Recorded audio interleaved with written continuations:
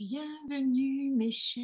Alors j'avais pensé que je ferais seulement une vidéo cette semaine avec tous les cours Zoom et puis avec le tirage des déesses hier, mais il se trouve qu'aujourd'hui nous sommes dans la 3e lune de l'année, cette lune qui intervient aujourd'hui à 18h35. Vous voyez, je suis vraiment ponctuelle puisque nous y sommes presque.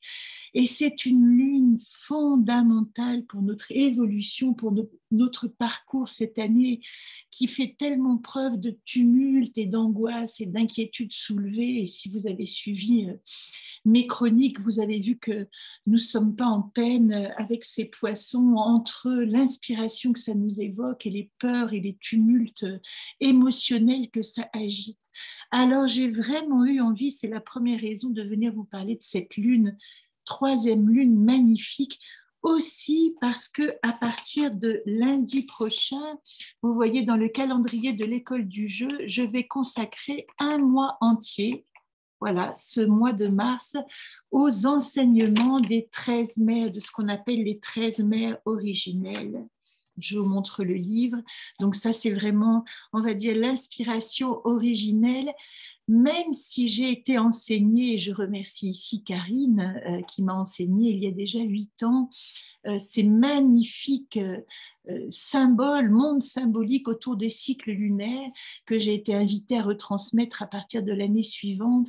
Bon, tout ça est une autre histoire que je vous raconterai lundi pour vous expliquer le processus d'intégration à ces enseignements qui est ce qu'on appelle la voie de la guérison, et je dirais même la voie de la guérison de l'humanité. Comment retrouver à travers ces 13 cycles lunaires des visions de guérison qui vont nous inviter à créer une unité en nous, à retrouver le sens de l'unité, à développer la notion de sororité, de partage de nos talents dans l'équité. Tout est inclus, on va dire, dans ces enseignements, à tel point qu'au bout de 6 ans, c'est-à-dire le 6e lune, c'est la lune de la conteuse, j'ai été décidée, peut-être peut-on dire, de créer ce jeu Solune qui permet de se relier chaque mois à un cycle lunaire. Alors vous voyez, il y a toujours cet apprentissage dans le jardin de la connaissance où nous retrouvons nos étapes, mais c'est aussi un jeu, et je vais simplement vous parler de cette 3e lune aujourd'hui, qui nous permet de nous relier dans des concepts simples aux enseignements symboliques qui peuvent peut-être nous permettre de traverser ces périodes en nous ancrant à des visions, à des enseignements qui nous dépassent un peu. Alors, pour vous donner un exemple, vous voyez, nous sommes dans les 3 premières gardiennes dans la direction de l'Est.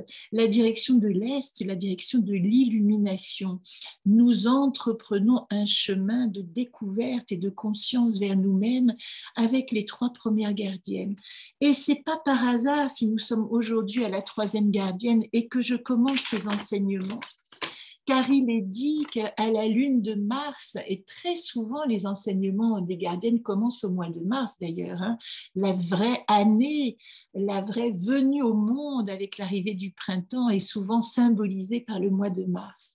Et donc à ce mois de mars, nous allons commencer cet apprentissage, et ici, nous allons résumer le premier cycle de la direction de l'Est, tenu par ces 3 premières gardiennes. Au mois de janvier, nous avons appris nos cycles et rythmes, à comprendre quelle est notre tribu terrestre et dans laquelle nous allons évoluer et à quel rythme et à quel cycle personnel nous allons nous relier. Dans la 2e gardienne, nous avons fait des expériences de compréhension, de généalogie, de mémoire, d'où nous venons. Je vous invite à faire la méditation des 7 grottes que nous avons évoquées au mois de février. Eh bien, nous avons appris d'une certaine manière à reconnaître nos ancêtres, à activer notre mémoire. Et en ce mois de mars, c'est pas la moindre. Alors, si vous avez l'agenda Solune, tout est expliqué ici. Je vous invite vraiment à aller lire ce petit laïus Mais cette jolie gardienne, là, cette petite boxeuse, c'est ici la gardienne qui va nous inviter à voir la vérité. C'est par elle que nous commençons à comprendre que nous sommes dans un chemin de vérité, celle qui pèse la vérité pour tout voir. Alors, je vous raconterai dans le cours de lundi, si vous avez envie de me rejoindre, petit aparté, vous allez sur mon site anacartlejeu.com, dans la rubrique école, vous pouvez vous abonner au cours ou au mois, puisque le mois concerne absolument tous les enseignements reliés aux gardiennes des 13 lunes. Bref, cette gardienne, elle va nous demander d'exercer notre sens d'équité et de justice et d'essayer d'aller comprendre comment nous pouvons, à partir d'une situation qui nous a paru peut-être injuste ou dont nous avons à régler la justice et la justesse, comment nous allons pouvoir nous relier à nos directions, à ce que nous traversons pour trouver la vérité associée aux animaux totems, c'est marqué ici, associée évidemment aux 4 directions de notre incarnation, l'Est, le Sud, l'Ouest et le Nord, mais aussi à ce qu'elle représente là, la direction du haut et la direction du bas. La direction du centre, comme la 13e gardienne, c'est une synthèse. Je prends ici Solune pour la montrer, cette direction du centre, mais c'est vraiment la réunion de tous ces apprentissages en nous qui intervient à la fin de l'année. Alors, qu'est-ce qu'elle nous dit, cette petite Prigo? Celle qui pèse la vérité pour tout voir. Sa couleur est marron, parce que le marron, c'est vraiment le moment où nous allons devoir rentrer dans notre chair, donc dans la chair de terre-mère, dans notre terreau, pour vérifier si la substance dont nous nous nourrissons est fertile et saine, que nous ne nous empoisonnons pas de nos propres croyances. C'est ça que nous allons aller regarder dans ce terreau fertile qui nous donne la vie. À l'Est, nous allons passer par l'illumination de Grand-Père Soleil qui va nous donner la lumière de la conscience. Au Sud, nous allons travailler l'innocence et l'humilité. Et nous allons aussi rencontrer le Ragondin qui est le protecteur des opprimés, parce que nous ne pouvons pas simplement juger une situation en nous demandant, comme il s'agit en ce moment, vous voyez, dans cette guerre que nous vivons réelle, d'imaginer que l'un est le mauvais et l'autre est le bon, et qu'il y a une nécessité d'aller regarder tout au fond et derrière les jugements qui permettent de dire celui qui a raison, celui qui a tort, quelles sont les raisons profondes de ces positionnements et où est-ce que nous allons tirer, et ça c'est la direction de l'Ouest, l'apprentissage de nos erreurs de jugement. Vous savez que dans ces enseignements, il y a une phrase fondamentale qui dit que derrière le grand miroir fumant des illusions, ce que Sueño, le grand mystère, nous a proposé, eh bien, tout ce qui arrive est une vision exacte de nous-mêmes. La seule chose que nous pourrions faire avec Prigo et cette 3e lune ce mois-ci, c'est nous interroger dans quelle mesure et nos jugements et nos positionnements par rapport à quelque chose qui arrive d'extérieur, une guerre, une destruction de l'humanité, ce monde de séparation qui nous est montré, eh bien, à quoi ça résonne en nous? Où est-ce que nous sommes séparés? Où est-ce que nous vivons la division? C'est le grand enseignement de cette nouvelle lune, parce que quand nous arriverons à la pleine lune, qui sera toujours aspectée par cette 3e gardienne de quête de vérité, eh bien, Voyat, à la pleine lune, elle nous demandera d'exercer notre vérité avec nous-mêmes. Nous serons arrivés au terme des 4 directions. Je ne vous ai pas parlé du Nord, mais le Nord, c'est la lumière de notre intelligence et de notre capacité de discernement.